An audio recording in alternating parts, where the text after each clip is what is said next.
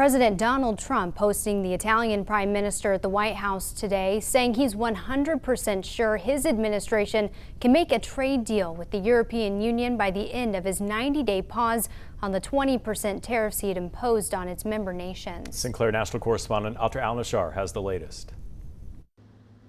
Italian Prime Minister Giorgia Meloni may be the only leader in Europe who can break the ice between President Trump and the European Union, as transatlantic trade has been destabilized by the president's tariffs. We have a very good relationship together. Meloni shares Trump's conservative populist views, has even been called the Trump whisperer. The president said this when asked about the odds of not reaching a deal with the EU by his self-imposed 90-day deadline. Oh, there'll be a trade deal, 100%. There's a lot on the line for Italy, whose main exports to the U.S. include fashion, machinery, and pharmaceuticals, and for the entire European Union. I think the best way is that we simply speak frankly about the needs that every one of us has and find ourselves in the middle. If talks with the Trump administration fail, the EU is prepared to impose 25% tariffs on more than $20 billion worth of American products like toilet paper, makeup, and tobacco. On Wednesday, the president spoke by phone with the president of Mexico and met in person with the Japanese delegation, saying they made big progress. I'd encourage everyone to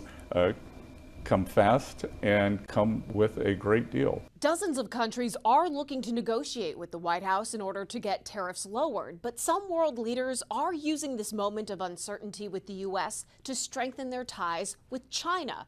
And President Trump is paying attention. Nobody can compete with us, nobody. The U.S. and China, which each have triple-digit tariffs on each other's goods, are in a standoff. China needs to make a deal with us. We don't have to make a deal with them. But the stakes are high for President Trump, whose tariff policies 3 months into his second term are, according to Federal Reserve Chair Jerome Powell, expected to cause Americans economic pain. Unemployment is likely to go up as the economy slows in all likelihood, and inflation is likely to go up. Less than 24 hours after Powell said that, the president posted on social media, Powell's termination cannot come fast enough. In Washington, I'm Atra Al-Nashar reporting.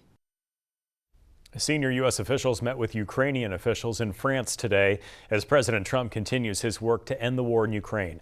Secretary of State Marco Rubio and Presidential Envoy Steve Witkoff traveled to Paris for the summit. Ukraine's foreign minister and defense minister attended. French President Emmanuel Macron hosted the event. Ukraine has previously agreed to a U.S. proposal for a 30-day ceasefire, but Russia has not.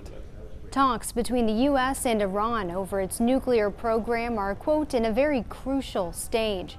That's according to the head of the United Nations nuclear watchdog. American and Iranian officials will meet again Saturday in Rome. Iran claims it does not have or want nuclear weapons, but it's been enriching uranium nearly to the point of weapons-grade levels. Aid groups in Gaza say thousands of children are malnourished and most people there are barely eating one meal a day. Israel blocked entry of all food and other goods to the enclave for more than 6 weeks to try to pressure Hamas into a ceasefire deal to release the hostages. It also started bombing Gaza again, pausing operations for many aid groups. As a result, more than 2 million Palestinians are relying on 1 million charity meals a day. More than 3,600 children are now being admitted for treatment for acute malnutrition.